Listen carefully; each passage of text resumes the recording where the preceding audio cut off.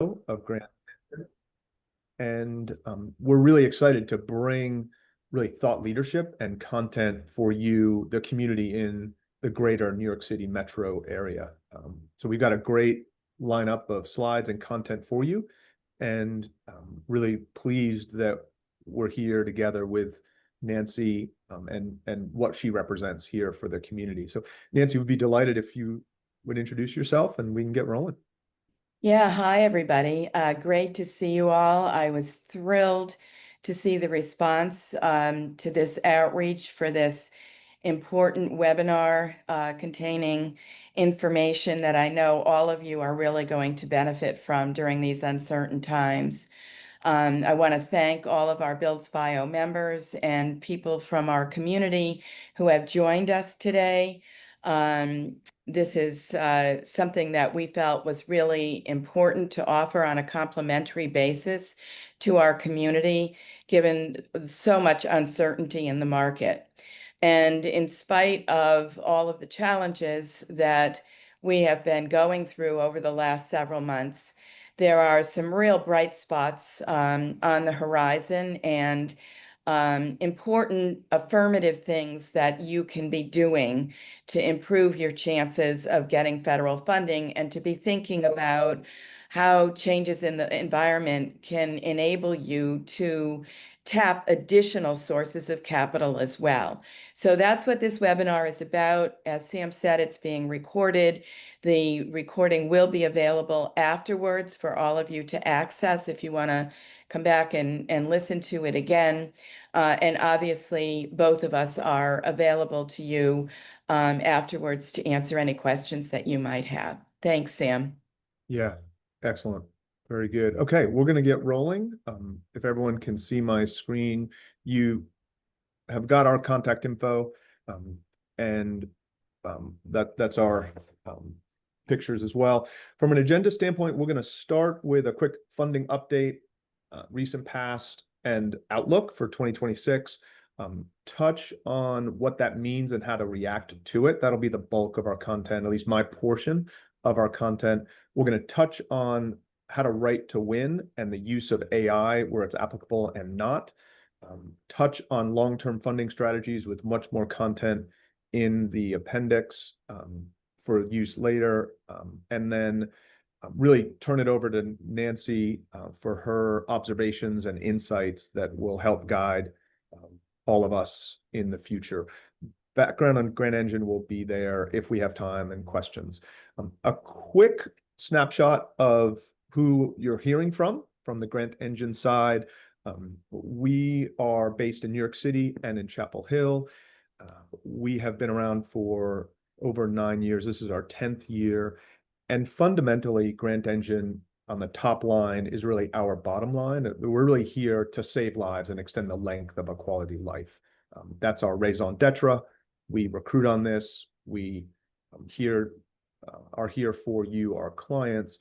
And we really do that, of course, by obtaining funding for you to bring product into market. And by doing that, we're selectively identifying products that are differentiated and are making progress in the space.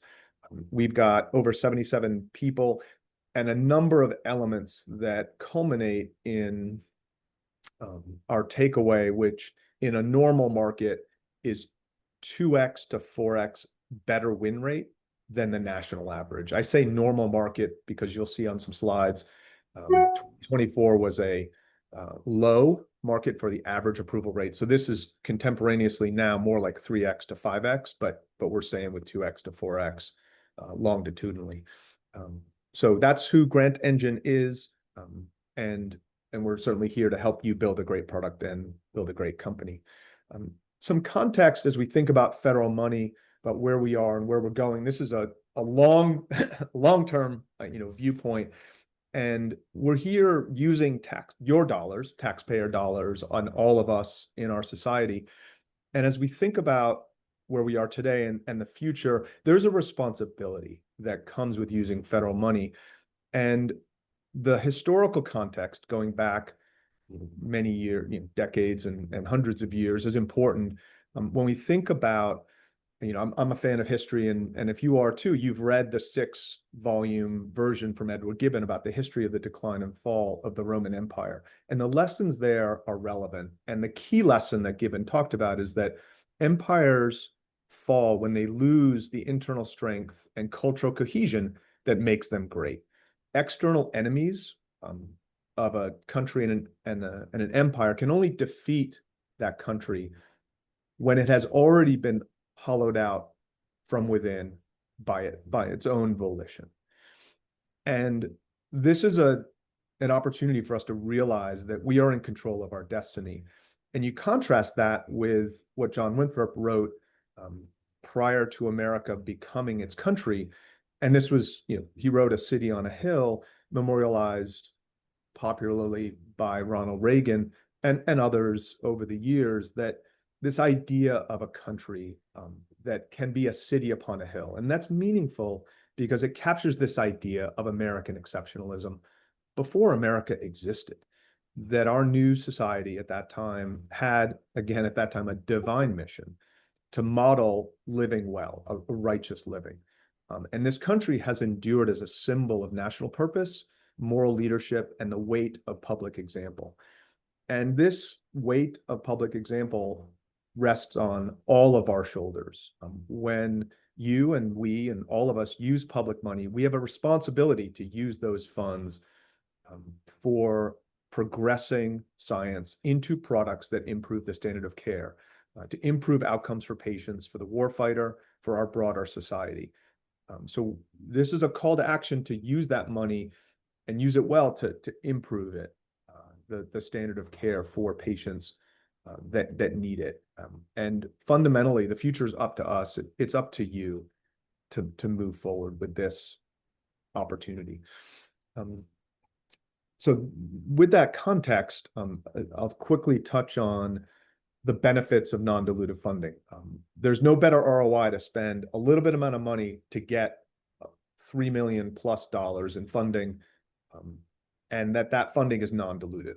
That validation that you get from the NIH and other federal funding agencies is not only money, but it's also a testament to the notoriety and caliber of your product and company. Raising equity is hard. Raising grants is hard. Raising grants and contracts is as fast or sometimes faster than raising equity. And crucially, as you write down and in times when you engage with us, writing down how and why your product is going to be successful in the marketplace in a reproducible, highly rigorous way improves the chances that your product will be successful. So just the act of going through this process is valuable. So there's a lot of advantageous impact that you get to realize by going down this road. So let's turn our attention to what's going on in the marketplace for federal funding. What does it mean for you, and how do you react to the chaos, the tumult that exists, and how do you react in such a way that you get more federal funding? So I want to turn our attention first to 2024, just a look at recent past. So you can see here that in 2024, there was the lowest, this is NIH data for the SBIR, STTR programs. There was the lowest approval rates ever in the history of the program. And the reason why we had the lowest rates in 2024 was because submission volume spiked compared to 2023, almost at COVID levels, but a giant increase. That increase was principally driven, as we talked to reviewers and the NIH, by ChatGPT, Claude, and other AI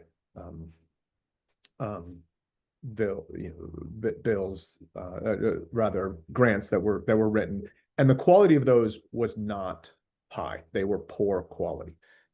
That also drove the approval rates and a higher mix of larger grants taking money away from higher volume of unit approvals, number of phase 1 awards.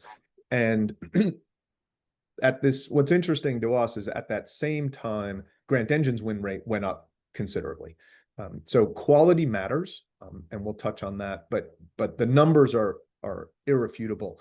The submission volume was up 24%, approval rates were down 37%. Let's turn our attention to where we are in fiscal 25, which ends on September 30th. These are data for the first 100 days. It carries we're at like right around day 160 at this point. The current administration has spent more money than ever before on federal expenditures. First 100 days were 11% higher. So there were some areas that got cut, including USAID, CDMRP program for medical funding was down 57% in the continuing resolution that was approved in mid-March. And medical research has been approved at the NIH, at the NSF, and in other agencies, notwithstanding the CDMRP, at the same levels of 2024, and yet we are underspending on the order of 40% so far this year. So there is anticipated to be a big catch-up that's happened. The underspending that has happened is significant in academia. Over $1.8 billion of grants were terminated. That's over 1,500 in academia across some key areas that are hot buttons now. Company grants, our count was a total of 6 company grants and contracts that have been terminated for convenience by the administration. So much heavier weighted, like to a great extent, on the academic side. What's interesting is that the budget that we're under right now has been approved at the same dollar levels as 2024. And yet you can see here the spending so far has been quite underspent. So we are very much anticipating one of two things. Either agency officials will risk this legal wrangling called impoundment, which is technically against the law, or there will be a large floodgate of open dollars that have happened, that will happen between now and September 30th. We've seen the NIH request late stage documentation. As a summary, where we are today, the dollar amounts are the same as 2024. The April approval for reviews were being done centrally, not individually by institute centers, and more review panels are being populated by clinicians and reviewers that are focused on the commercial potential, the commercial focus of your product. This is, we feel, very appropriate and very necessary, and speaks to the action of getting product in market that will improve the standard of care in a real world setting. The other really compelling and fundamental dynamic is that this turbulence, this fear that you may be feeling, that is a feature of this administration, not a bug, this chaos is having a chill on the market. And the chill is not small. The chill is significant. We have seen and heard from multiple sources. National Cancer Institute received 1/3 as many submissions in April as they typically do. Our reviewers that are close to, that have a pulse on review panels are telling us they're getting 1/2 or less of what their typical volume is. And perhaps the greatest irony is that those companies that stayed the course in the face of this fear and tumult and chaos are enjoying, at a budget level that has been approved at the same level as 2024, are going to enjoy a much greater supply and demand equation. You have the same supply of dollars, much less demand for those dollars because people are afraid to submit because there may not be a program. Those companies that are submitting, including our clients, are going to enjoy a greater likelihood of getting approval. So that message of what's happening right now is a message that is important to carry forward as we think about the future in 2026. So this slide speaks to an early leaked OMB memo that we did on a webinar This wasn't made public, and we've kept this leaked memo that we got a hold of in early April and I think when we did this webinar in April, the OMB issued it on the webinar, which talks about, and this budget that's talked about here on the left, this is fiscal 2026. While we were on the webinar in April, OMB issued that memo to the Senate Finance Committee. And this is not a small decrease. This is a decrease that takes the NIH budget down to 40%. And also in this big, beautiful bill, resets the agencies that go from 27 to consolidate them into 8 agencies, and some get mothballed and retired. Some agencies, as you can see in the bottom note, get mothballed. Maybe it's a coincidence, maybe not, but I just saw a notice that the Senate just approved, again, on this webinar, narrowly approving this big, beautiful bill. So now, of course, it goes to the House and then eventually to the White House for approval. But this is the not good news of this webinar, and just what's going on in your country around federal funding for medical research. This is not a small decrease from the source of the single largest funder of medical research in the NIH.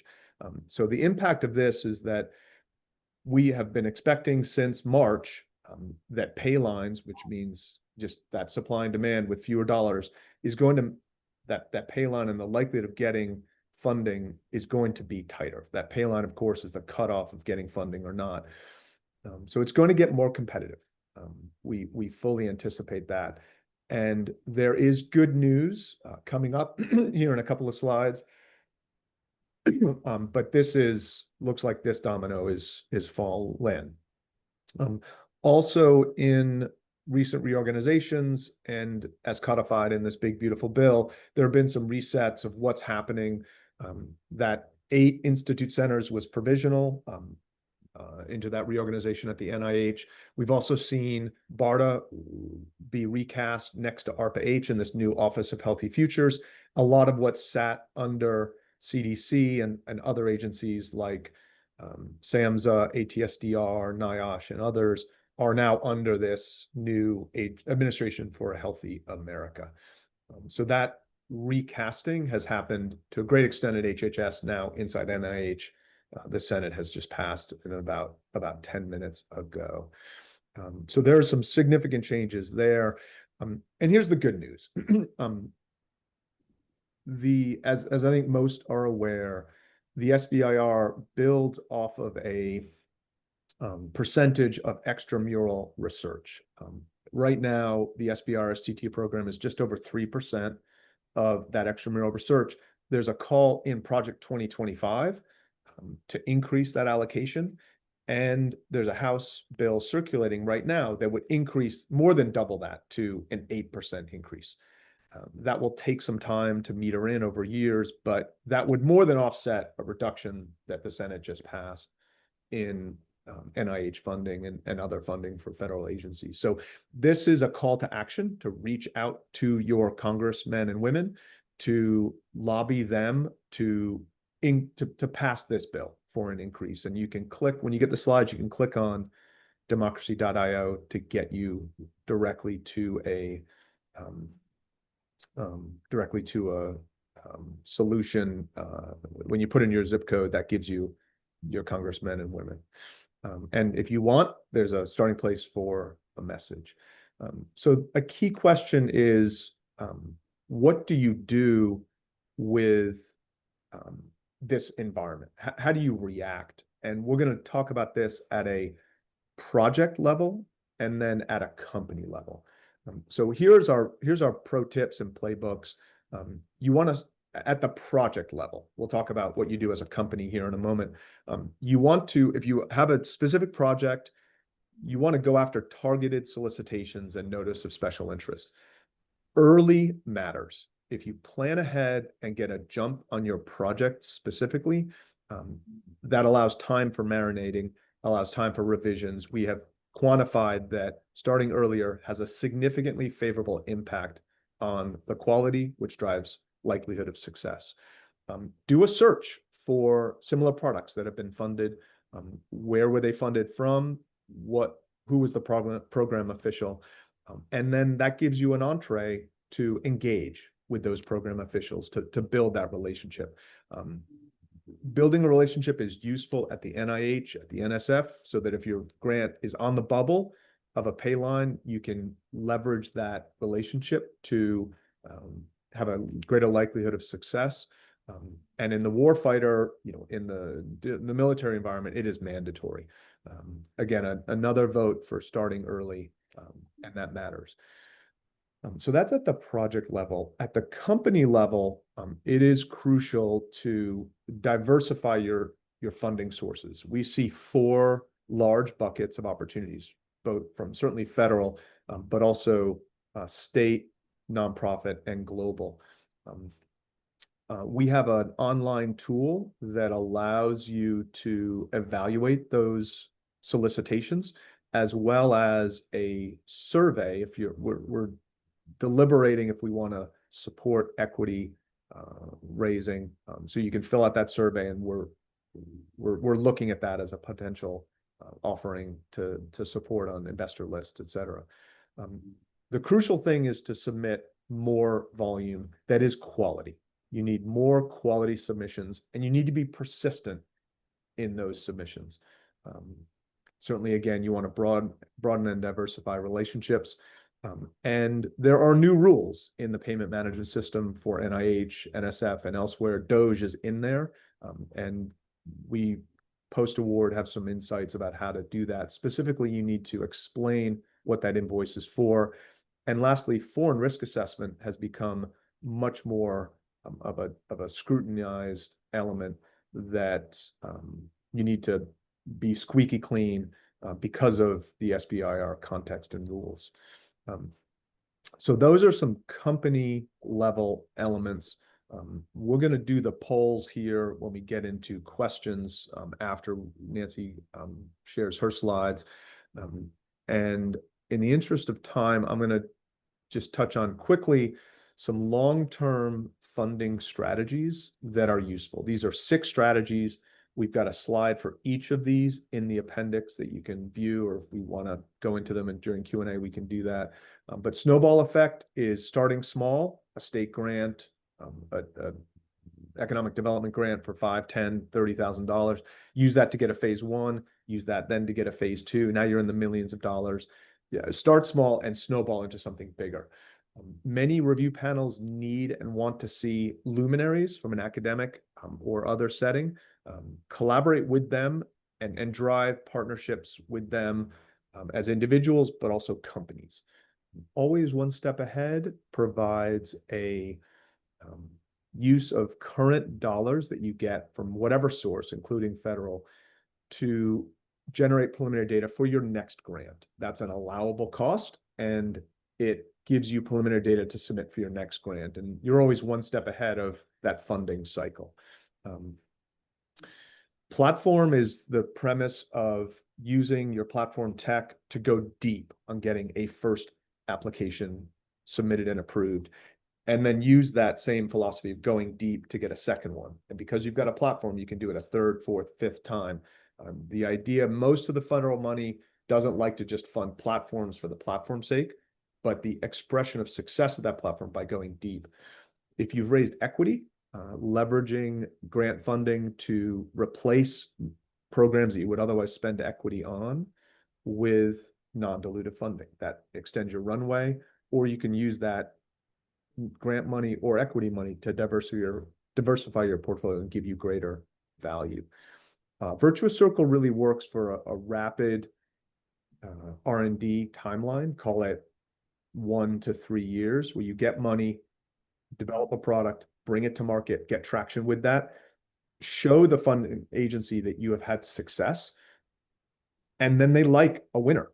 They will back you again because you've shown success in the first one, the second one, and that develops a virtuous circle of being successful. This is not about an SBIR mill, but it's about bringing product in market to improve that state of the art. So those in question, we do have a slide for AI use, which I'll come back to in Q&A if that's of particular interest. But I wanted to just touch on, before I hand it over to Nancy, a few quick slides about Grant Engine, of how we support clients in finding compelling and aligned solicitations, winning them, and then post-award managing through grants and compliance. In the find, win, manage, this is the focus of win, where we've got a variety of different scope that goes from left to right: low cost, where you write the grant; on the right-hand side, higher cost, but we write the grant for you, and your role changes significantly to being a key in a collaborative way. We are successful. And then in the middle, really a hybrid model of, you can use our AI writing platform if you'd like or not, but adding value at a much lower cost in the middle of grantsmanship and external review. As a immediate next step, if you're interested in engaging with us, we do for free a subject matter expert review of your product and company to confirm alignment with a solicitation, and really helping to inform you that you're going to be competitive and that you are ready to submit. And if not, here's where we think it's useful to spend time building before you submit. That's, again, all complimentary, and we do that under an NDA to protect your information. So that's how we support our clients and in the marketplace. And with that, certainly if there are questions, pose them in the chat. We'll pick them up as we go. And I think we'll ask now if you're interested in working with Grant Engine. So if you could answer that as we go. Nancy, I will then now turn it over to you. Thank you, Sam. I really appreciate all of that helpful information on what's going on in the grants environment and how our audience can basically improve their opportunities to obtain funding, even in this difficult environment. For those of you who don't know me, I am the president and CEO of Nancy J. Kelly and Associates. We build things that matter for science and medicine, and that means that we have basically 4 pillars that we work with. Next slide, Sam. The relevant areas for this discussion are 2. One is our BioVenture Studio, where we help to build game-changing institutions. We have not only helped to stand up and spin out and organize companies, but we've also raised over $230 million for the companies we've represented. And NJKA BioExplore is our market research arm, where we work with our clients very closely to develop really information that's not generally known in the marketplace, and is designed to help companies obtain a particular point of view, and in this case on winning more resources. Next slide. So as Sam was just talking about, there's 2025 has been an inflection point for the life science industry. There's no question about it. I mean, starting in late January, NIH funding was suspended. NSF funding was paused as well, and many other scientific agencies have seen that happen. Of course, there's been lawsuits filed, courts have placed injunctions and ordered resumption of payments, but review panels have not been meeting, and new funding remains stalled, as Sam mentioned in his early slides. And in order to catch up on the funding that has been allocated for this year, they would have to spend a lot more in the next 3 months than they actually have. So that remains to be seen. But that's the freezes at the federal level. There's also been university-specific freezes, which are affecting Ivy League universities like Columbia, for example, where there was $400 million in NIH funding blocked, and then $250 million more in NIH funding frozen. This happened with Cornell, up to $1 billion frozen. Northwestern, Brown, University of Pennsylvania, Harvard, Princeton, they are all seeing individual freezes on certain components of their grants. And another major suggestion has been to cap indirect cost rates at 15%, which is down from the typical 30 to 70%, which would mean hundreds of millions of dollars in lost funding for institutions. That's what happened this year. And what is in the proposed, well, I guess the budget that's just passed the Senate, as Sam told us all, are some pretty catastrophic cuts in public spending on R&D and infrastructure for next year. And this ranges from NIH cuts from 47 to $27 billion, 40% reduction, NSF cuts slashed by 55%, CDC being halved. So this is going to have a significant effect on institutional funding for the future. There's endowment taxes, increases in endowment taxes that are proposed that universities are countering with, but the endowment tax in the House specifically has pretty steep tiers and excludes international students in terms of computation, which pushes some of the Ivy League universities into higher tax brackets. And all of this uncertainty obviously is threatening early career training programs and larger scientific programs at the universities, prompting hiring freezes and potential layoffs, and a lot of talk, and not just talk, scientists leaving the United States and moving to Europe, and the European countries and institutions actively engaging in recruiting U.S. scientists through a combination of funding programs and touting their more attractive research environments and policy initiatives. All of this is going to have a significant impact on not only U.S. global research leadership, but also regional leadership in R&D. If you look at what's happening with Harvard, for example, in the Boston Life Science cluster, that impact is going to be very, very significant. Next slide. Sorry, Nancy. I'm going here. Hang on one sec. Yep. There we go. Thank you. And the venture capital environment for the last couple of years hasn't been much better. It's basically been frozen, which has resulted in reduced funding. At the beginning of this year, there seemed like there would be a thaw. Investments were being made and looked like they would be stabilizing, but selectively. There were larger transactions for Series A and B, where the larger venture capital firms were favoring. They were looking for strong clinical and commercial traction on the Series C that they were investing in. They were looking for companies with platform technologies, lower burn rates, and a clear regulatory path to commercialization. Also, companies that were ready to undertake partnerships with the large pharma organizations. The IPO market has been effectively closed since the beginning of the year, and last year it was very slow.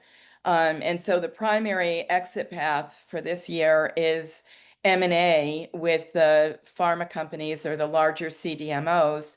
And Jefferies has just recently come out with a report that talks about the impact of federal policies on investor confidence in the life science industry, and obviously has diminished that. So the combination of what's happening at the public level with the venture capital funding landscape is difficult, as we all know. Next slide.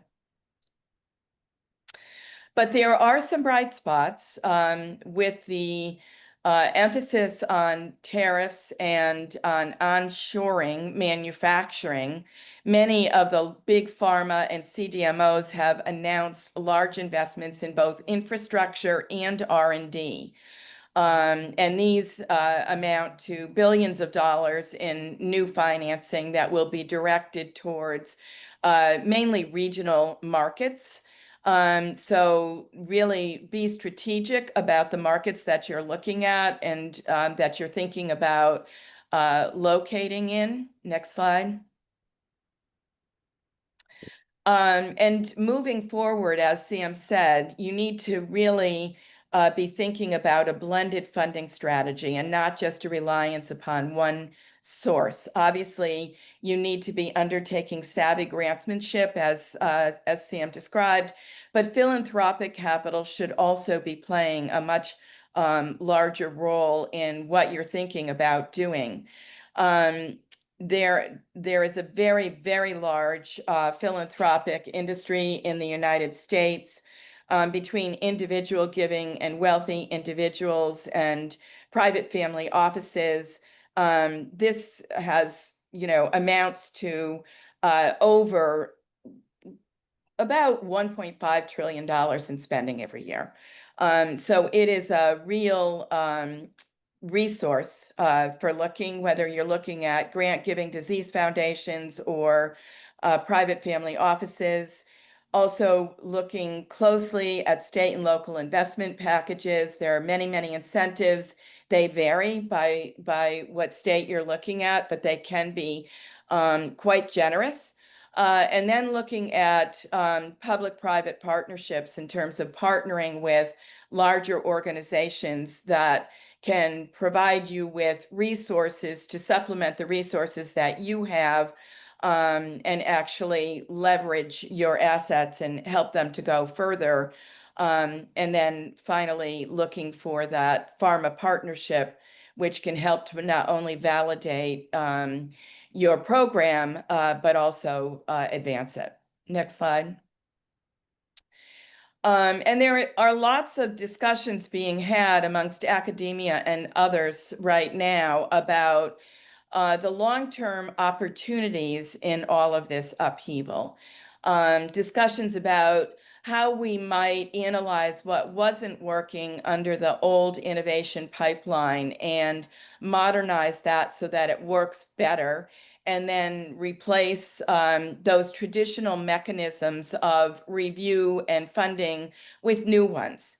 So thinking about enhancing integration from the very earliest stages of discovery in the academic institutions, streamlining tech transfer processes, make it easier for companies to draw that technology or venture capital funds to draw that technology out of the universities, then using shared facilities within the academic institutions and the resources that are there to help shepherd these early stage discoveries and companies through their progress to larger entities. Streamlining institutional review, creating funds that rely on a multitude of different kinds of funding and not just one, looking at how clinical trials are being conducted and integrating those networks so that it cuts down on the cost of conducting clinical trials and accelerates your ability to get data to prove out whether your application is effective or not. These are all kind of new ideas which are being floated and which will probably get more traction as we start to move forward. So more to come on this in some of our upcoming programming, but I just wanted to kind of give you an overview of this year, next year, and what's coming down the line over the longer term. Yeah. Amazing, Nancy. That was really good. I've actually I'm going to ask Nancy a question, and as anyone in the audience has questions, just drop them in the chat. We'll respond as they come through. So, Nancy, my question for you is, you've seen many markets come and go, and in your great experience, is it your sense that this current administration, I'll call it an assault on academic scientific funding and what we just saw get passed by the Senate from a much reduced bill. Do you see this as a sea change that the future will never be like the past again? And the that's one question. Then the implications of that, what does that mean for academic institutions as it relates to a higher importance of tech transfer and what they need to do to respond to those compressions of funding? Yeah, so I think there's one thing that it's very important to keep in mind, and that is that life sciences has always been a cyclical industry. It's gone through ups and severe downturns before, and it's always recovered because science continues to advance. Development is moving faster than it ever has before, and that is not going to slow down. So it's still going to be there. Um, you know, whether this represents a sea change in American support or US support of research and development and global leadership in technology remains to be seen. With the political cycle, it's unlikely to remain this dire. But I do think that the research and development establishment as it has existed has been irreparably damaged and will need to change in the future in order to recover. Mm. So we do need to start thinking about how this situation represents opportunities to do things differently in a reimagined future. And that in itself presents a lot of possibilities that we haven't been thinking about before. Mm. Yeah, interesting. That's a great lead in. And in that context, um, what can you just touch on what Nancy J. Kelly and Associates does in support of companies and organizations, whether they're nonprofit or for profit, in this environment? So we have always pursued a blended financing strategy for the companies that we're working with, whether we're standing them up, as I said, or spinning them out of academic institutions, or whether we're just helping them to commercialize their research in the United States. And so that really depends on an in-depth knowledge of not only what's available at the federal government, but in each of the state and local environments, what could be directed by donor-advised funds through, wealthy individual, private family offices, and how to access that, what vehicles are available to get financing in that way. And so we mobilize all of these sources of capitals toward the growth of our companies. But that's not the only thing that we do. We can actually help a company to recruit their management team, their scientific advisory board, find academic relationships for partnerships. Same with pharma as well. So that's basically how we work with companies. Yeah, got it. Really helpful. Yeah, good. Really good. Um, so that's insightful and certainly useful in any environment, but now more than ever, it's kind of one of those, necessities as opposed to nice to have. So that's a great service that's available to the community. Um, why don't we've had one question which I'll answer here as we go, but I'm curious as to participants on this webinar what we think is actually going to happen into law. Where the big beautiful bill is inclusive of some big cuts that we touched on. But Dan, if we can put up the poll question about how much do we think federal budgets will get cut in areas that are relevant for you. Markets generally can be wise, and participants on this webinar are a representative snapshot of what the market's wisdom can imply. So we'll publish those poll results as we go.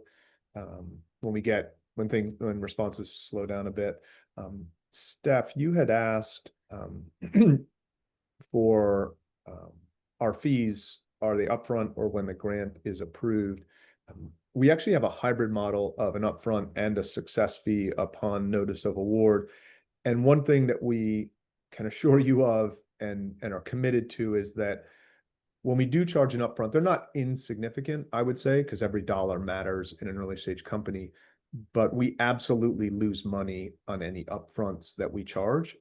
And we only make a profit as a company when you get a noticeable or when you get funded. And that is very much intentional so that we are establishing alignment. If you're working with us, we want you to take our advice because we're both trying to get to that singular goal of getting you money. And our revenue model maps to that very tightly. So that's our, and we've got a variety, our alpha AI writing tool is $199 a month. And a very nominal success fee. So that is less than going to Starbucks every day for a cup of coffee. And our upfronts for the flagship are, we can certainly quote you on a specific project. It varies on the size of the project that we go after. So Sam, I have a question. I know of the 77 people that are involved in your company, you not only have in-depth knowledge of the agencies that you're dealing with in terms of submission, but also the science and the area of focus. Do you want to talk about that a little bit in terms of bringing that targeted value to companies?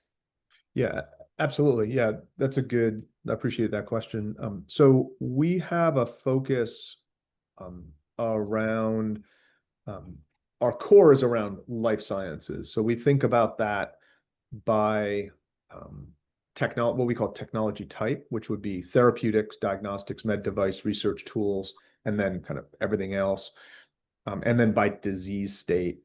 And so that would cover, really any disease state, including orphan, rare diseases that encompass. And we've got in the slides you'll get that we send, you'll see a depth chart of the organization in terms of number of individuals that can deliver on a grant that are expert, proficient, and capable by disease state. And it's a bit of an eye chart because there's so many on the disease arena, but also on the technology type. So we cover, and our team is top flight. I think that's our biggest advantage in supporting clients. We go deep on the literature. We understand the mechanism of action of a drug. We understand how the device works in the physical sense and in the body. So we really are able to go deep with a client. So that's our coverage in the life sciences. And we pursue that funding to the NIH, the National Science Foundation. We've been very busy over the last 2+ years at ARPA-H. USDA has a really interesting vaccine solicitation that just wrapped up for solicitations around avian bird flu that's, dual use for human and animal. DARPA has a really interesting call out right now for protein sequencing. So we do a fair amount of work with DARPA. And the DoD has a lot of medical research funding. So we cover all of those, plus groups like CARB-X, which are this fusion of a private-public partnership to a wide swath of nonprofits, as you rightly mentioned, Nancy. 1.5 trillion is a giant number. Like that's bananas how big that is. So we just recently were part of a client receiving a $5 million Michael J. Fox Award. Bill Gates has said he's giving away $200 billion in the next 10 years. So that's 20 billion a year. So there's real money there. So yeah, we cover that waterfront. We are also very prudently looking at non-human healthcare, defense tech, energy infrastructure, quantum computing, semiconductor, those kinds of things. So yeah, we really try and cover the waterfront, but do so with depth and quality rather than quantity. So let's take a pulse on their, thanks, Dan. Yeah, so here's what you said. We've got, I'll say, a meaningful, lower than I would have thought in terms of number of replies, but 9 folks responded, and a third said it's going to get cut 30 to 50%, and 2/3 said that it's going to be 20% or less, with about 11% saying not at all. So I think one of our house rules at Grand Engine is, really be ready for a tougher environment. And if that happens, you're prepared. If it doesn't happen, you're stronger, right? So I think it's interesting to see and maybe this lower percentages are folks that aren't really focused on the NIH funding arena. But I think the third of you that applied, I think, and for all of us, actually, sorry, no, I had that wrong. Over 50%, or sorry, right around 45%. Sorry, 55%, as I had. Sorry, I needed to scroll here. So yeah, 55% said 30% more cut or more. So yeah, that I think that's prudent. And the thing to take away here is, I believe that's going to be real. There's going to be a significant cut.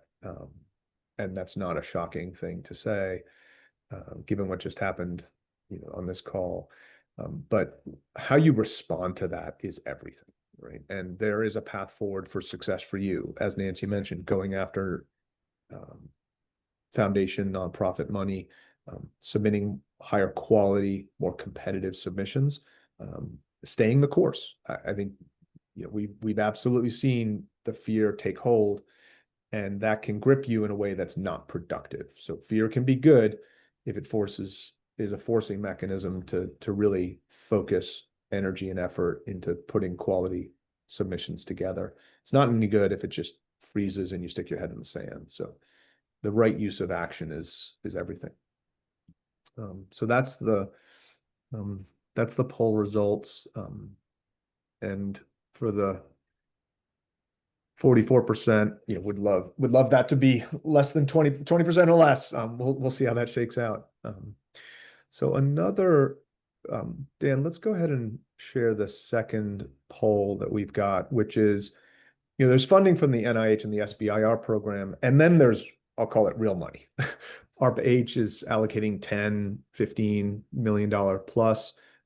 We call this strategic non-dilutive funding. The DoD has a broad agency announcement that has no limit to the size, that an unlimited checkbook. But their point is, we need to have impact for the warfighter versus we're going to tell you how much it's supposed to cost, and they're about outcomes there. So DARPA has significant funding available as well. So I think the question here is, how big a deal is bigger funding for you? And the answer looks to be resoundingly, like approximately 100% of you said that it's at least an importance and a priority, and 13% of you said it's mission critical. So that's interesting to hear. We usually get a little bit of folks that are possible interest, but maybe it's in the New York water. But focused on big things is a big thing. So that's encouraging to hear, and good to hear. I think writing these grants and pursuing this road is real effort. So you might as well go after $15-25 million worth rather than 2 to 3. When you think about it, it's especially important because it's an early first step for validating your program. And it really helps with credibility when when you're approaching angel investors or Series A investment funds, to be able to show the data and that you've actually gone through a competitive and scientifically reviewed process that has validated your program. Yeah. Truth. Yeah. Good. Are there any other questions? Right on. Well, we are here. You've got our contact information on the last slide, which I'll share up on the screen as we wrap up, as well as you've got our contact info. If you're interested in hearing from us directly, please reach out. You've got a top flight leader in Nancy and her organization, in both Nancy J. Kelly and Associates and Builds Bio Plus. We're here if you want to get funding as well from Grant Engine. And I'd encourage you to keep the dialogue going. I think we had a good start today, and we're looking forward to continuing to keep you apprised of what's going on real time. So, Nancy, anything else? I would just encourage all of you to look at the YouTube channels and share that with your colleagues who may not have been able to attend today. And to take advantage of Sam's offer for an evaluation during office hours. You can learn some really important insights by having your own situation analyzed by the experts. So I'm very glad to be able to offer that as a complimentary service to our community, and we're really grateful to you for participating today. Thank you. Yeah. Yeah. And Nancy, I'm just reminded by Dan that we did have a question um, in the chat. So I'll mention that if that's comfortable. So there's really two parts. One is STTR, SBIR funding from from NIH and SBIR. So I don't, it's MN Tran 32 as where that question came from. We covered most of that. I think the short story is that we don't know yet how the SBIR STTR program will play out.